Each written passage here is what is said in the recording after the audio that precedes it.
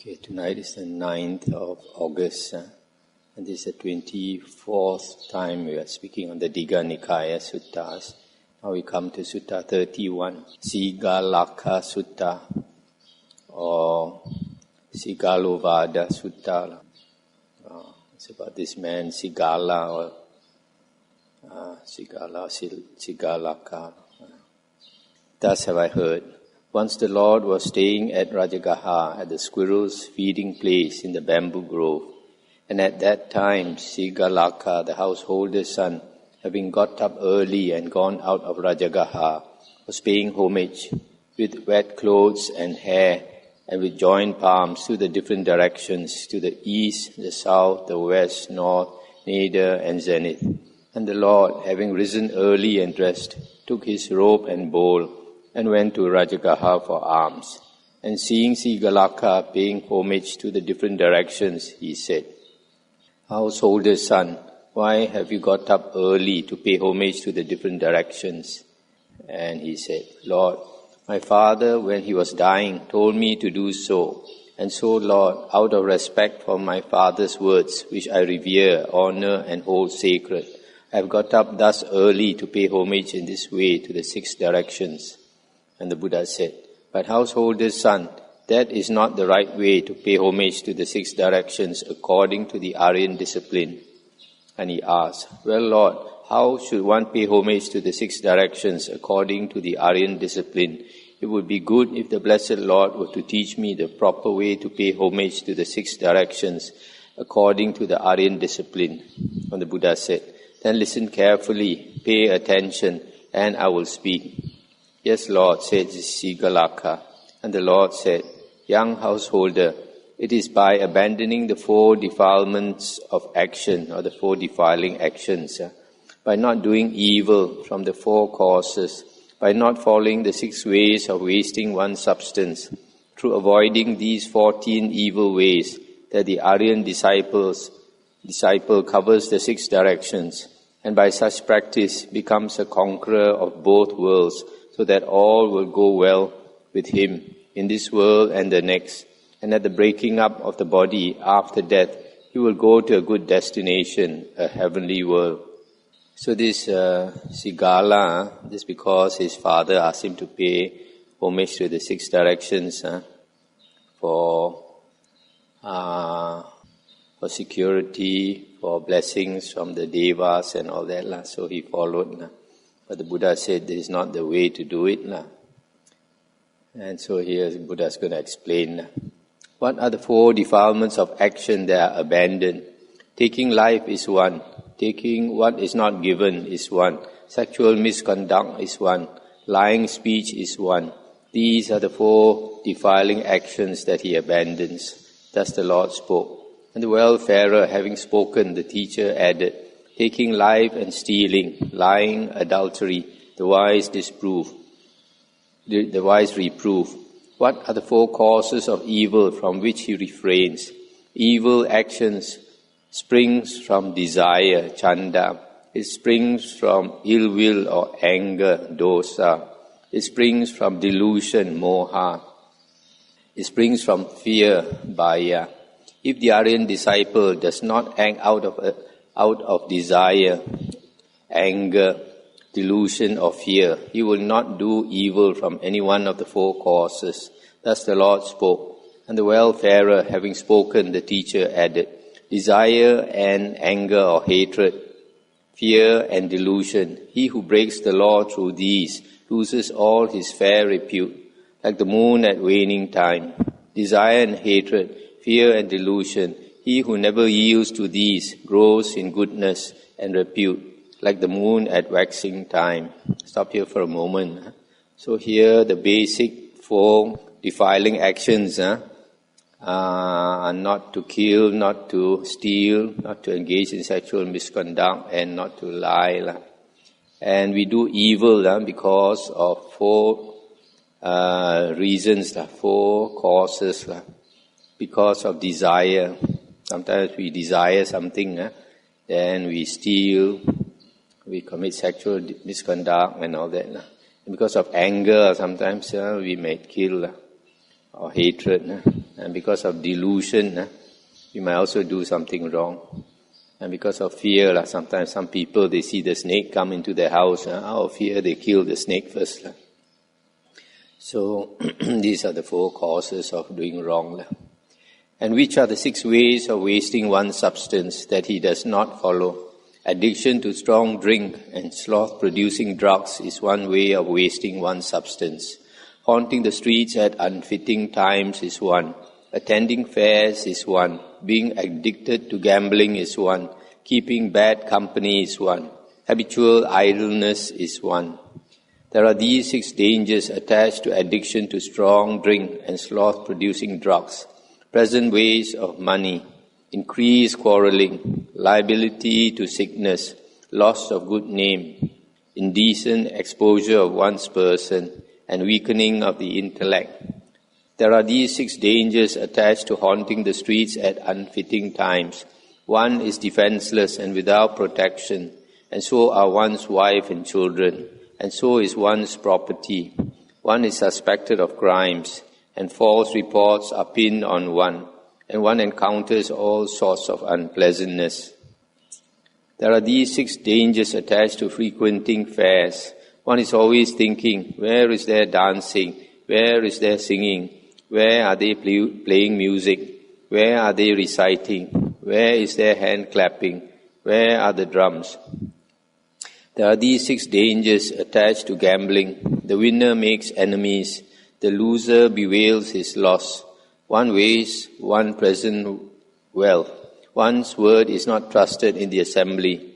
One is despised by one's friends and companions. One is not in demand for marriage, because a gambler cannot afford to maintain a wife. There are these 6 dangers attached to keeping bad company.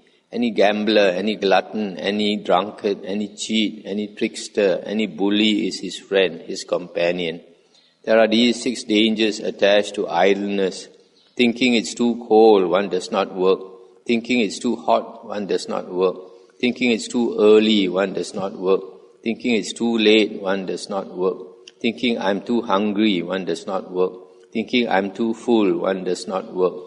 Thus the Lord spoke. And the well-farer, having spoken, the teacher added, Some are drinking mates, and some profess their friendship to your face. But those who are your friends in need, they alone are friends indeed. Sleeping late, adultery, picking quarrels, doing harm, evil friends and stinginess, these 6 things destroy a man. He who goes with wicked friends and spends his time in wicked deeds, in this world and the next as well, that man will come to suffer woe. Dicing, quenching, drinking too, dancing, singing, daylight sleep, untimely prowling, evil friends and stinginess destroy a man. He plays with dice and drinks strong drink, and goes with others' well-loved wives. He takes the lower, baser course, and fades away like waning moon. The drunkard, broke and destitute, ever thirsting as he drinks, like stone in water, sinks in depth, soon bereft of all his skin. He who spends his days in sleep and makes the night his waking time, ever drunk and lecherous, cannot keep a decent home. Too cold, too hot, too late, they cry, thus pushing all their work aside, till every chance they might have had of doing good has slipped away. But he who reckons cold and heat as less than straws, and like a man undertakes the task in hand, his joy will never grow the less. So here it's all about the 6 ways of wasting one's substance. A lot of people, when we are young, we are full of energy, and so we never think about this. And drink, as they say, wine, women, and song. So we enjoy too much. After some time, we will feel the effect. Some people enjoy too much and all their blessings used up. And then they find they have cancer, they have this disease, they have that disease. So one is addiction to strong drink and drugs. Another one is haunting the streets at unfitting times. Sometimes you see in the newspaper, a lot of people get into trouble because they go out in the very late at night, or you can see early hours of the morning, 2 or 3 a.m. Then they get into either they are robbed, they are raped, kidnapped or anything, murdered also sometimes. Third one is frequenting fairs or shows, always going where there is entertainment. Then gambling. This one is referring to a perpetual gambler, addicted to gambling. And then keeping bad company. When we keep whatever company, we are influenced by the company. So that's why it's very dangerous for young people to mix with the wrong company. And then laziness, always giving an excuse not to work. And the Buddha continued, householder's son. There are these 4 types who can be seen as foes in friendly guise. In other words, friends who are really foes or enemies. The man who is all take is one. The great talker is one. The flatterer is one. And the fellow spendthrift is one. These are the 4 types of friends who are actually foes or enemies. The man who is all take can be seen to be a false friend for 4 reasons. He takes everything. He wants a lot for very little. What he must do, he does out of fear, and he seeks his own ends, his own benefit. The great talker can be seen to be a false friend for 4 reasons. He talks of favors in the past and in the future. He mouths empty phrases of goodwill. And when something needs to be done in the present, he pleads inability owing to some disaster. The flatterer can be seen to be a false friend for 4 reasons. He assents to bad actions. He dissents from good actions. He praises you to your face, and he disparages you behind your back. The fellow spendthrift can be seen to be a false friend for 4 reasons. He is a companion when you indulge in strong drink, when you haunt the streets at unfitting times, when you frequent fairs, and when you indulge in gambling. Thus the Lord spoke. And the wayfarer having spoken, the teacher added, the friend who seeks what he can get, the friend who talks but empty words, the friend who merely flatters you, the friend who is a fellow wastrel. These 4 are really foes, not friends. The wise man, recognizing this, should hold himself aloof from them as from some path of panic fear. Stop here for a moment. So these so-called friends, false friends, the first one is a very selfish fellow. What he can get, he is the all-take, everything to his advantage. The second one is the great talker. Third one is the flatterer, always praising you in front of you, but talking bad about you behind. And then the fellow spendthrift is one who will lead you to wine, women, and song. Enjoy. Householder's son. There are these 4 types who can be seen as loyal friends. The friend who is a helper is one. The friend who is the same in happy and unhappy times is one. The friend who points out what is good for you is one. And the friend who is sympathetic is one. The helpful friend can be seen to be a loyal friend in 4 ways. He looks after you when you are inattentive. He looks after your possessions when you are inattentive. He is a refuge when you are afraid. And when some business is to be done, he lets you have twice what you ask for. The friend who is the same in happy and unhappy times can be seen to be a loyal friend in 4 ways. He tells you his secrets. He guards your secrets. He does not let you down in misfortune. He would even sacrifice his life for you.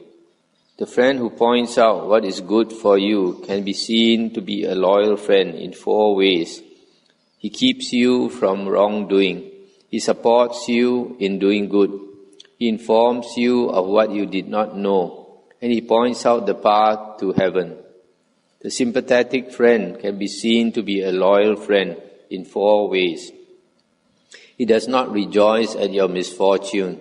He rejoices at your good fortune.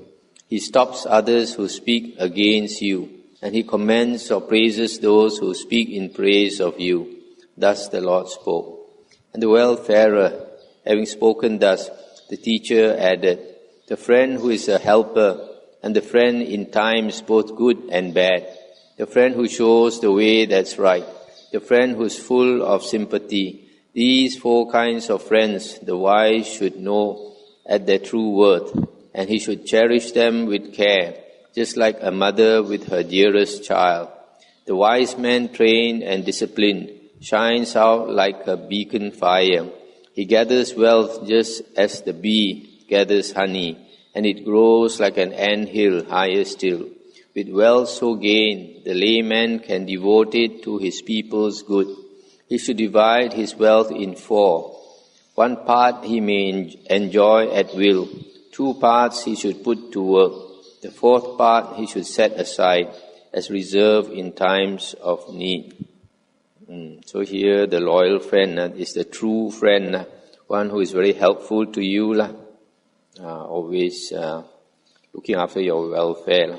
The second one is really loyal to you, whether you are happy or you are bankrupt. You have a lot of people when you are bankrupt, so-called friends are all run away. So if the friend still sticks with you when you are down and out, that's a real friend. And the third one who gives you good advice is a knowledgeable person. The 4th one is a sympathetic friend. He stops other people from talking bad about you, and he praises you in front of others. So these are the 4 true friends. And how householder's son, the last part here is that it says money should be, money grows like an anthill higher still. You've seen an anthill? We have a few in the monastery. They build very slowly. Every night they build a bit, every night they build a bit. So in life also, we lay people, you gather your wealth slowly. But a lot of people are very big-hearted. They want to sapu one time, make a big kill. That's dangerous because easy come, easy go. So you find people who go to the casino, make a lot of money one day, another day they are bankrupt. Because you get the money so easily, you don't value it. Last time my father told me he had a relation, inherited a big fortune from the father.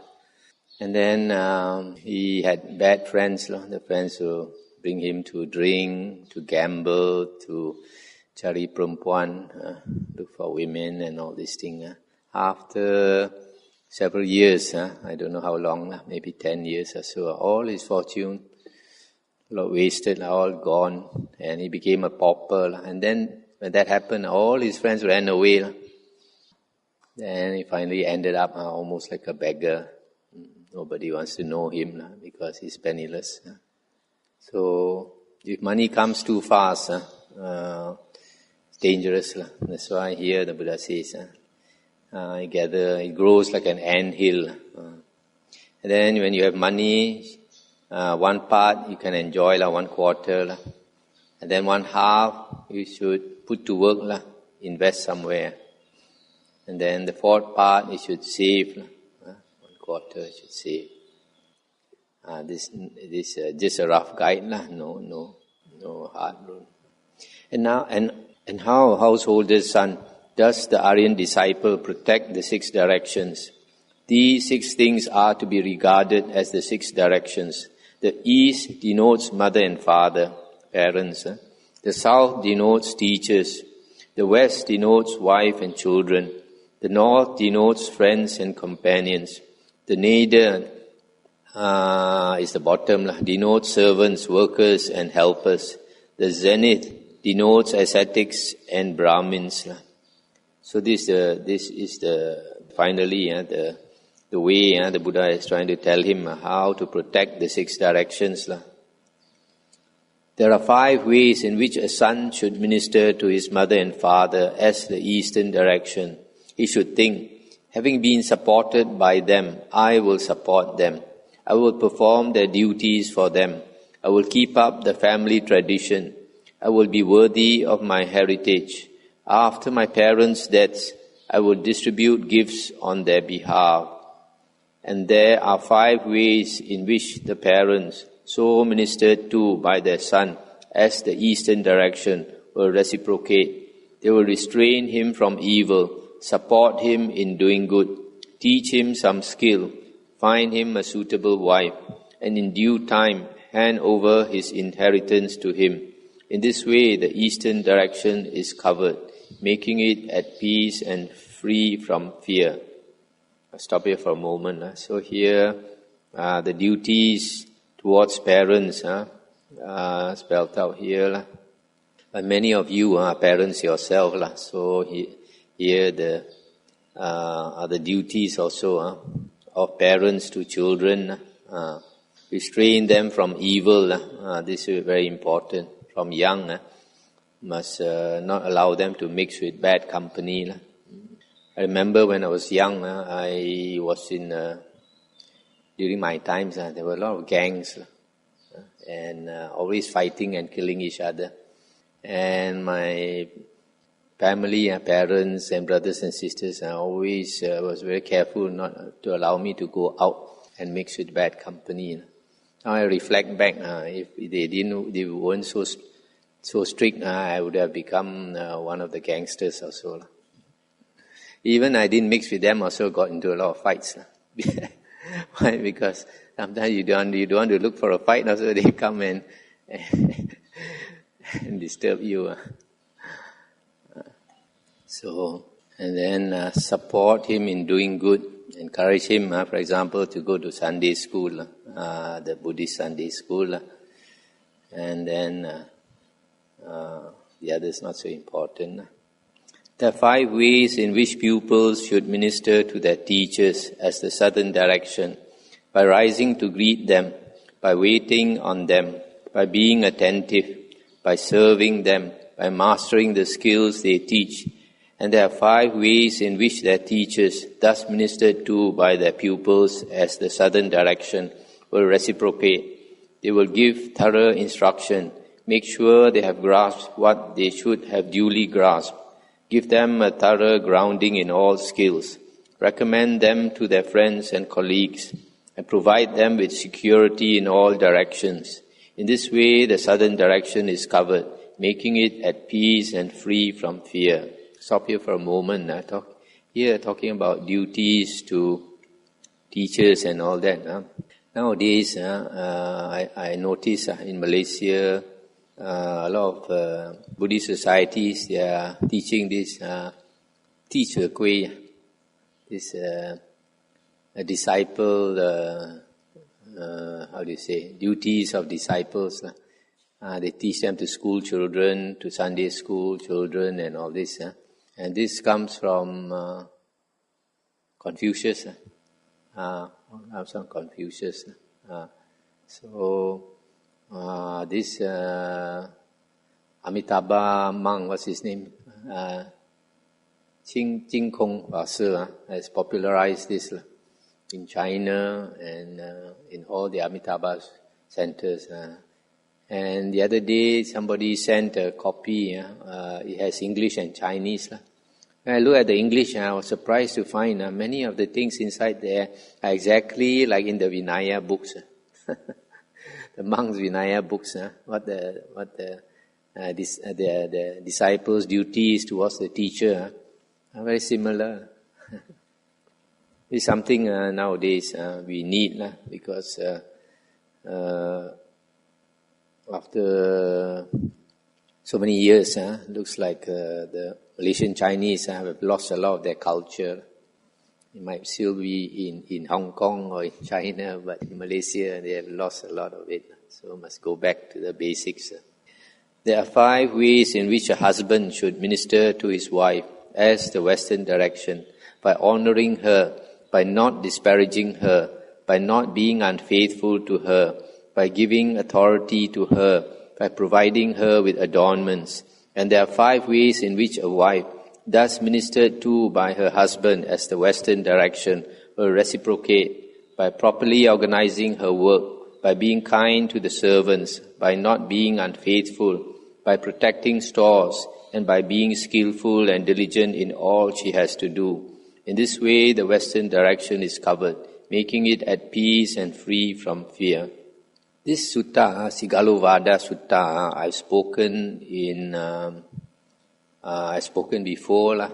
So one of my supporters in Penang, he was telling his friends about this, and it seems one monk heard that he said that the husband should provide adornments for the wife, buy the wife, let the wife, adorn herself and look pretty and all that.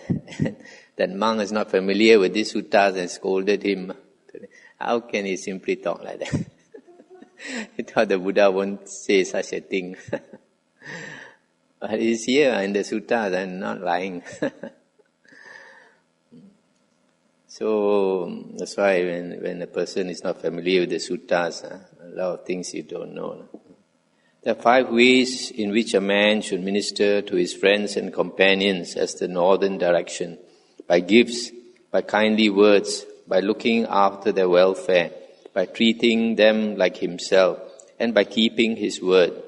And there are 5 ways in which friends and companions, thus ministered to by a man as the northern direction, will reciprocate by looking after him when he is inattentive, by looking after his property when he is inattentive, by being a refuge when he is afraid, by not deserting him when he is in trouble, and by showing concern for his children. In this way, the northern direction is covered, making it at peace and free from fear. Earlier we heard about true friends or loyal friends and false friends. So here is talking about how friends should behave towards each other. If you look after your friends also will look after you. There are 5 ways in which a master should minister to his servants and work people as the nader: by arranging their work according to their strength, by supplying them with food and wages, by looking after them when they are ill, by sharing special delicacies with them, and by letting them off work at the right time. And there are 5 ways in which servants and work people, thus ministered to by their master as the nader, will reciprocate. They will get up before him, go to bed after him, take only what they are given, do their work properly, and be bearers of his praise and good repute. In this way, the nader is covered, making it at peace and free from fear. Stop here for a moment. So here is how to treat your workers, servants and workers. If you look after them properly, then they will reciprocate, give a good service to the employer, and also praise the employer and all that. There are 5 ways in which a man should minister to ascetics and Brahmins or monks as the zenith: by kindness in bodily speech, in bodily deed, speech and thought, and mind, by keeping open house for them, by supplying their bodily needs. And the ascetics and Brahmins, thus ministered to by him as the zenith, will reciprocate in 6 ways. They will restrain him from evil, encourage him to do good, be benevolently compassionate towards him, teach him what he has not heard, clarify what he has heard, and point out to him the way to heaven. In this way, the zenith is covered, making it at peace and free from fear. Thus the Lord spoke. So, stop here for a moment. So here, lay people should be kind towards monks as ascetics through action, speech and mind. And have the house always open to them, means welcome them, and supplying their requisites. And then it's the duty of the monks and ascetics to teach the lay people the Dhamma, so that if they practice the Dhamma, they will go to heaven. And the wayfarer, having spoken, the teacher added, Mother, father are the east, teachers are the southward point, wife and children are the west, friends and colleagues are the north, servants and workers are below, ascetics, Brahmins are above. These directions all should be honored by a clansman true. He who is wise and disciplined, kindly and intelligent, humble, free from pride, such a one may honor gain. Early rising, scorning sloth, unshaken by adversity, of faultless conduct, ready wit, such a one may honor gain. Making friends and keeping them, welcoming, no stingy host, a guide, philosopher and friend, such a one may honor gain. Giving gifts and kindly speech, a life well spent for others' good, even-handed in all things, impartial as each case demands. These things make the world go round, like the chariot's axle pin. If such things did not exist, no mother from her son would get any honor and respect, nor father either as their due. But since these qualities are held by the wise in high esteem, they are given prominence and are rightly praised by all. At these words, Sigalaka said to the Lord, Excellent, Reverend Gautama, excellent. It is as if someone were to set up what had been knocked down, or to point out the way to one who had got lost, or to bring an oil lamp into a dark place, so that those with eyes could see what was there. Just so the Reverend Gautama has expounded the Dhamma in various ways. May the Reverend Gautama accept me as a lay follower from this day forth as long as life shall last. It's the end of the sutta. You see in the middle here, giving gifts and kindly speech, a life well spent for others' good.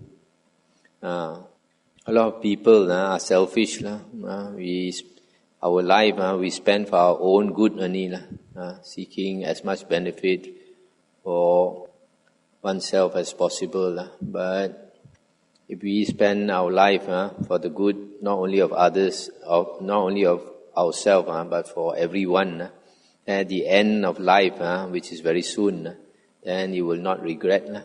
A lot of people are very selfish. And when the end comes, they have a lot of remorse. I didn't do this for people. I harmed this person. I hurt that person and all these things. We go through another sutta. Can discuss this later.